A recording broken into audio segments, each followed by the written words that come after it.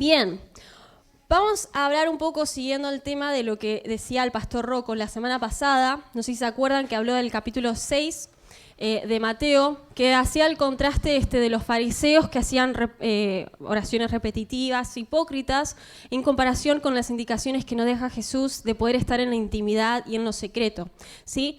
Siguiendo ese mismo pasaje, en el versículo 9 y 13, tenemos el famoso Padre Nuestro, que seguramente todos conocemos, ¿sí? Algo que pensaba, creo que es uno de los paradigmas que a mí se me ha roto en cuarentena y después de cuarentena, es el modelo de trabajo.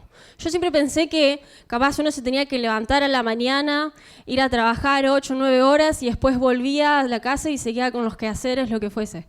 Pero cuarentena medio que me rompió ese paradigma, porque era como que, bueno, ahora me puedo levantar y puedo conectarme de la compu y trabajar desde casa en pijama, tipo...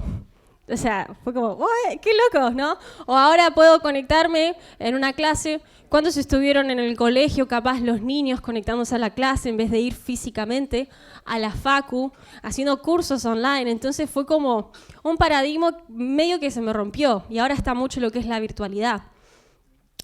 Y creo que Jesús también vino a romper un paradigma, un modelo que tenían los discípulos de algo que es la oración, ¿sí? En el versículo 9, él empieza diciendo, ustedes deben orar así. O sea, el paradigma, el modelo de oración que tenían los discípulos era muy distinto al que Jesús les viene a presentar. Y algo de lo cual queremos hablar es acerca de eso, ¿sí? A través de la enseñanza que Jesús le deja a sus discípulos, que es el Padre Nuestro. Y algo capaz irónico, ¿no? Que Jesús deja este modelo de oración porque eran como oraciones repetitivas, ¿no? Pero el Padre Nuestro terminó siendo, a lo largo de toda la historia de la Iglesia, la oración más repetitiva que nosotros conocemos. Todos conocemos el Padre Nuestro, capaz uno que ni siquiera viene a la iglesia conoce el Padre Nuestro. Entonces es algo capaz un poco irónico. Entonces la idea de hoy es poder extraer realmente lo esencial del Padre Nuestro. No saberlo de memoria, sí, lo sabemos de memoria y es una hermosa oración, pero poder realmente extraer 3 puntos principales acerca del Padre Nuestro, ¿sí?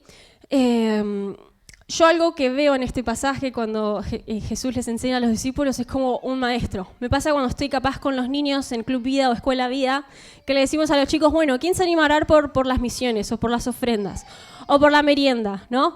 Y algunos no saben, algunos no se animan. Entonces, ¿qué hacemos las maestras?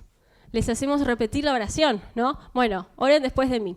Gracias Dios, y todos dicen, gracias Dios, por las ofrendas, por las misiones. Entonces yo veo a un Jesús así, ¿no? Diciéndole a los discípulos cómo deben orar.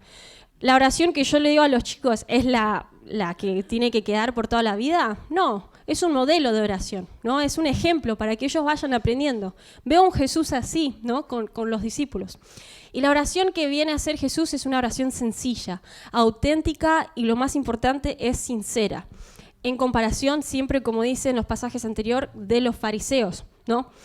Que capaz ellos hacían una oración repetitiva, que buscaba satisfacción propia, que capaz pensaba que podía comprar la acción de Dios y exigir a Dios una paga correspondiente, como, bueno, si yo hice esto, Dios, oré, hice ayuno, lo que sea, bendecime, dame. Entonces, esa es la oración capaz que tenían los fariseos y Jesús viene a presentar un nuevo modelo de oración, ¿sí? Y en primer lugar, el primer paradigma que capaz Jesús rompe es el del vínculo, ¿no? Capaz los fariseos se acercaban a Dios como un Dios lejano o un Dios creador, ni siquiera a veces decían Dios, era como, viste, una palabra prohibida, ¿no? Tan sagrado. Pero Jesús viene y se comunica con Dios, habla con Dios diciendo Padre, Padre nuestro, ¿no? Es lo primero que hace, es establecer el vínculo de paternidad de Dios, como nosotros como hijos. Y Jesús al declarar Padre, rompe esta relación lejana que tenían los fariseos y establece una relación de hijos, de padre e hijos, con Dios, ¿no?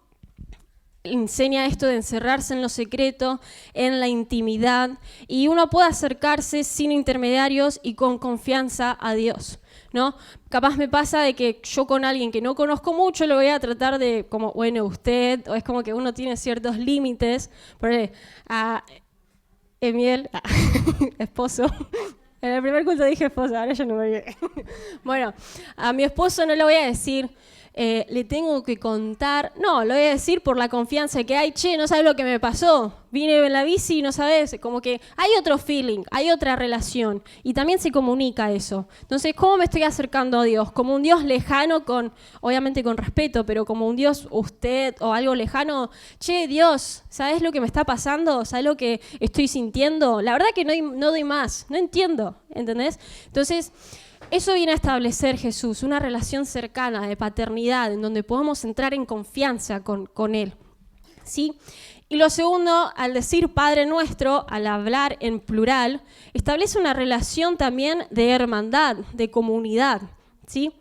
No dice Padre mío, y después más adelante tampoco dice dame el pan de hoy. No, dice danos el pan de hoy, ¿sí? Entonces, esta oración hace que seamos conscientes de que somos parte de la misma familia de la fe, como decían los chicos, que somos hermanos, ¿sí? Y Jesús reafirma a la iglesia y comunidad como un solo cuerpo. Entonces, saber que el Padre Nuestro es un modelo de oración, pero también nos da esta comunidad, de que somos parte, de que no estamos solos, ¿sí?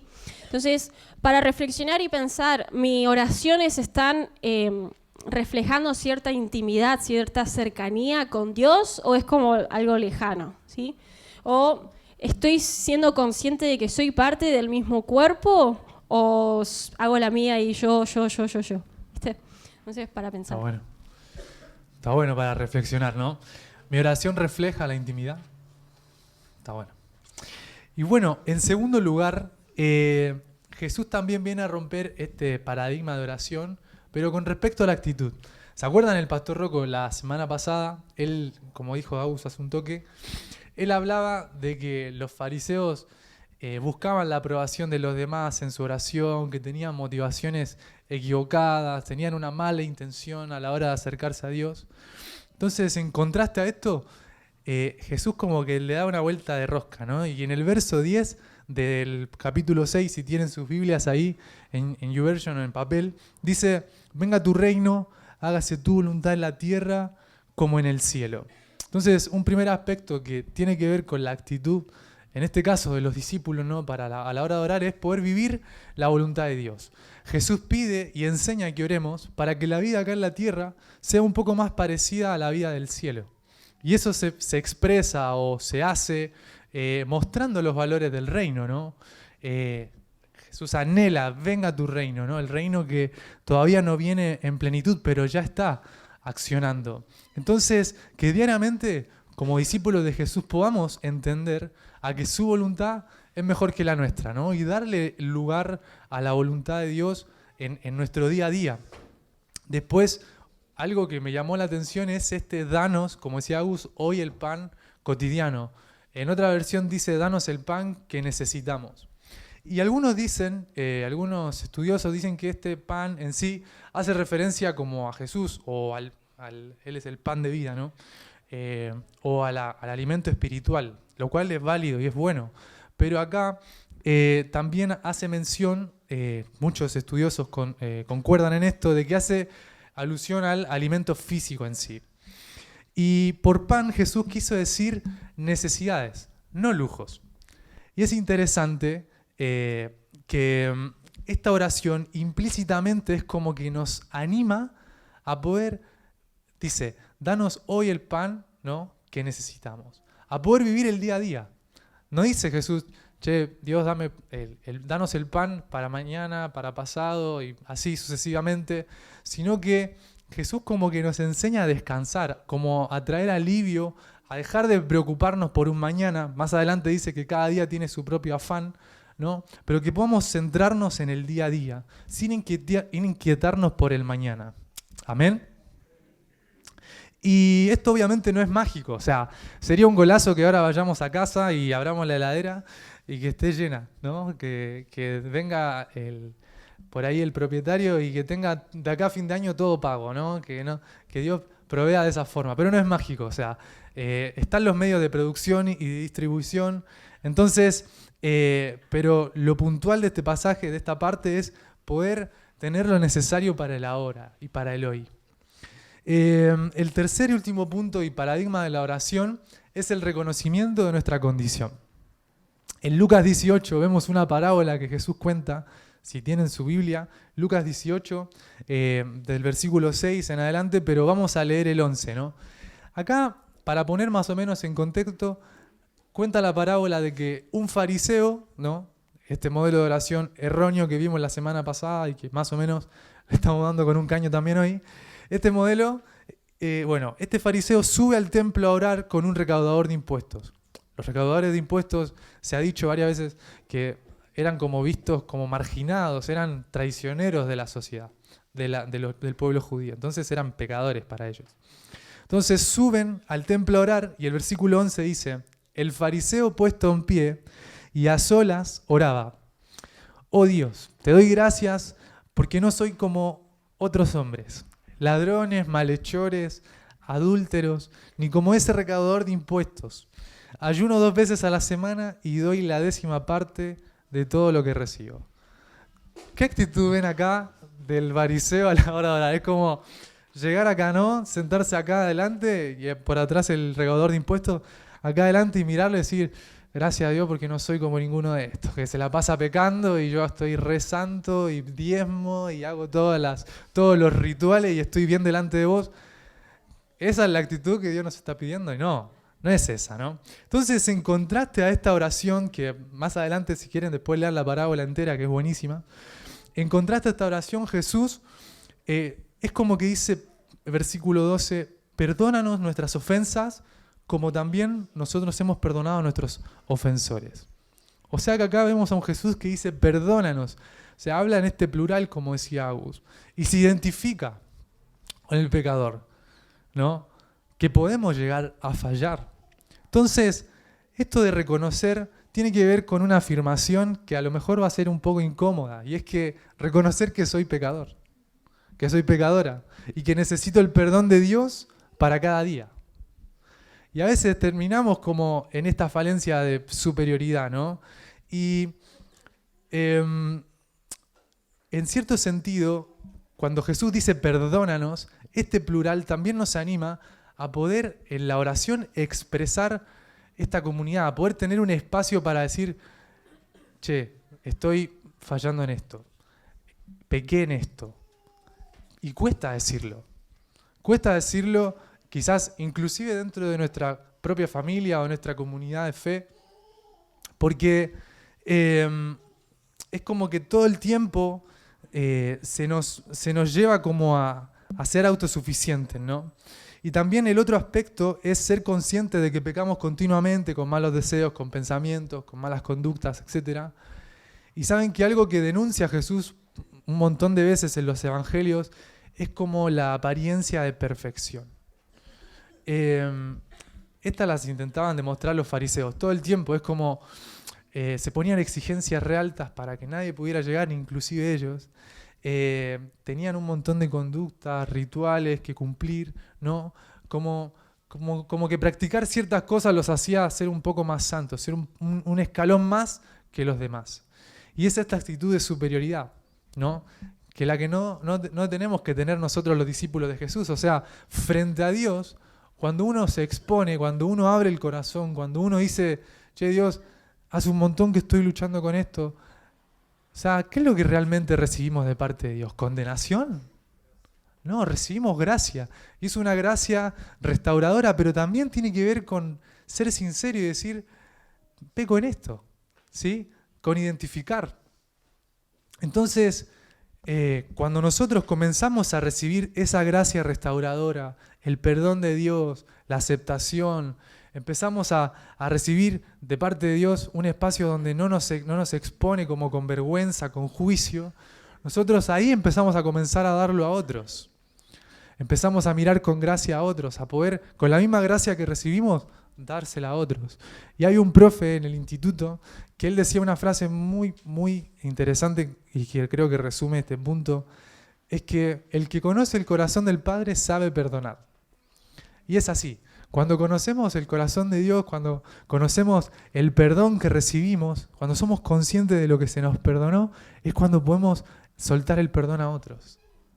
Así que tengo una pregunta que es: ¿qué es lo primero que sale cuando veo la falla en el otro? ¿Sale esta superioridad? ¿Sale quizás, este se fue al mundo? ¿Este se descarrió? ¿O sale realmente la gracia restauradora? ¿Realmente logro ver mis propias falencias antes de ver las del otro? Y después, otro aspecto del reconocimiento es también cuando dice que líbranos de la tentación o también del maligno, es reconocer de que somos débiles, que necesito ayuda de parte de Dios para superar las tentaciones, para no caer en tentaciones. Y saben que en un mundo donde el eslogan es vos podés con todo, donde las frases motivacionales nos cargan encima y es como que todo el tiempo nos sentimos más cargados a llevar nosotros mismos de manera autosuficiente la mochila todo el tiempo. Incluso hasta a Dios mismo le decimos, pará, déjame hacerlo a mí, yo lo hago mejor, o no, yo puedo tranquilo, vos dejá, y así sucesivamente. Y la verdad es que sí. La verdad es que nos cuesta, en este mundo donde el eslogan es así, realmente ser sincero y decir, soy débil en esto. La verdad que cuando paso por este lugar estoy propenso a caer en esto. Cuando me quedo hasta ciertas horas de la noche, la verdad que siempre termino en lo mismo. Cuando me junto con tal amigo, siempre termino cayendo en lo mismo. Y ser sinceros.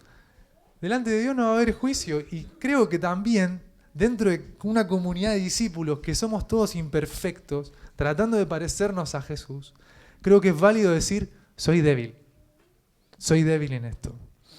Todas las semanas nosotros nos juntamos en los grupos de vida y está bueno poder profundizar un poco más, dar un pase más a poder ponernos al corazón del otro ahí y exponernos, ¿no? Y obviamente una vez me dijeron que uno tiene que dar lo que a uno le hubiera gustado recibir. Entonces, cuando el otro viene y te cuenta algo, no es para que pum y le demos con un caño y que no es eso, sino que podamos recibirlo con la gracia de Dios, que podamos recibirlo con esa gracia que restaura y que en esta mañana podemos hacer un ejercicio de reflexión y de sinceridad, identificar aquello que quizás estás un poco flojo y no solamente buscar a Dios cuando las papas queman o estamos ya en el fondo, porque solemos hacer eso, cuando ya pasó todo el proceso, estamos ahí, Señor, ayúdame, pero ¿por qué no mejor trabajamos en la previa, en toda esa introducción que nos lleva hacia eso? Amén. Bien, el desafío de este mes es aprender a orar, ¿no? Y capaz para algunos que han orado toda la vida dicen, no, yo ya sé orar, ¿no? Pero bueno, lo mismo pasaba con los discípulos, también pensaban que sabían orar y Jesús le dice, no, o sea, está todo mal, ¿no? Entonces, animarlos a eso, estar abiertos a algo nuevo, ¿sí? Algo que puedan agregar y sumar a su estilo de oración, ¿no? Y algo que me gustaba de los devocionales que compartíamos como iglesia, que decía el de YouVersion, decía, Jesús no solamente se limitó a enseñarnos a orar, sino que su vida fue un ejemplo de oración. Y poder adoptar nosotros también ese Jesús, que su ejemplo era una vida de oración. Entonces, que nosotros también podamos tenerlo. Y bueno, animarlos a que puedan capaz reflexionar en estos 3 puntos. A lo mejor, ¿cómo está mi relación con Dios? ¿Está siendo íntima? ¿Está siendo cercana? ¿O realmente estoy dependiendo de que Dios tiene el control sobre todas las cosas? ¿O a veces me cuesta o no? ¿O reconozco yo realmente de que no puedo solo? De que no puedo sola. Entonces, capaz animarnos a, bueno, ¿qué podemos agregar este mes en nuestra oración? ¿Sí?